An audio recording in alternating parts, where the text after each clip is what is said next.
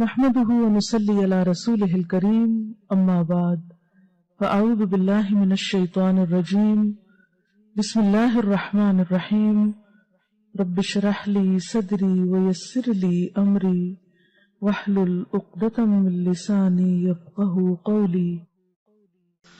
اور حضرت صوبان سے مروی ہے رسول اللہ صلی اللہ علیہ وسلم نے فرمایا قدر اور قضا کو کوئی چیز رد نہیں کر سکتی سوائے دعا کے، یعنی تقدیر، دعا سے تقدیر کا علاج بھی ہو جاتا ہے۔ اور کوئی چیز عمر کو نہیں بڑھا سکتی سوائے نیکی کے، نیکی سے عمر بڑھتی ہے دو طرح، ایک تو سال اور مہینے بڑھ سکتے ہیں، اور دوسرے وقت میں برکت، کم عمر میں بھی تھوڑے وقت میں بھی بہت کچھ آپ کر جاتے ہیں جو دوسرے لمبی لمبی زندگی پا کے بھی نہیں کر پاتے، کیونکہ ایک نیکی دوسری نیکی کا دروازہ کھولتی جاتی ہے۔ آدمی گناہوں کی وجہ سے رزق اور روزی سے محروم ہو جاتا ہے، اور رزق اور روزی میں اضافے کا نسخہ کیا ہے؟ کون سی دعا ہے خاص طور پر؟ استغفار۔ سورۃ نوح میں آتا ہے نا فَقُلْتُ اسْتَغْفِرُوا رَبَّكُمْ إِنَّهُ كَانَ غَفَّارًا يُرْسِلِ السَّمَاءَ عَلَيْكُمْ مِدْرَارًا۔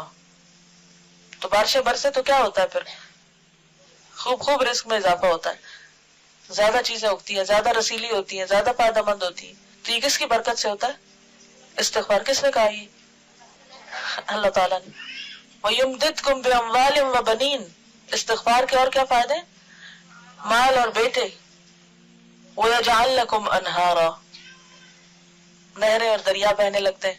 آسمان کی بارش آتی ہے اور اس کے بعد زمین پر پانی کی فراوانی ہو جاتی، اور اگر بارش نہ بھی آئے تو زمین پر بھی پانی ہوتا ہے، یعنی رزق میں کمی نہیں آتی پھر۔ تو يَجْعَلْ لَكُمْ أَنْهَارًا، تمہارے لیے نہریں بن جائیں گی۔ لیکن ضروری ہے کہ کیا کرتے رہے ہم؟ استغفار، استغفار نہیں، استغفار۔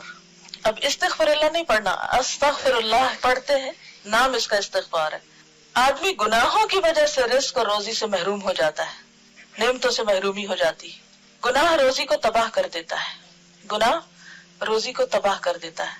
لیکن ہم میں سے کتنے ہیں جو اعتراف کریں کہ ہم گناہ گار ہیں؟ لوگوں کے سامنے دہراتے رہتے ہیں، اللہ کے سامنے کم ہی اعتراف کرتے ہیں۔ تو سچے دل سے استغفار کیجئے۔ جزاکم اللہ خیرا۔ سبحانک اللہم و بحمدک، نشہد ان لا الہ الا انت، نستغفرک و نتوب الیک۔ السلام علیکم و رحمۃ اللہ وبرکاتہ۔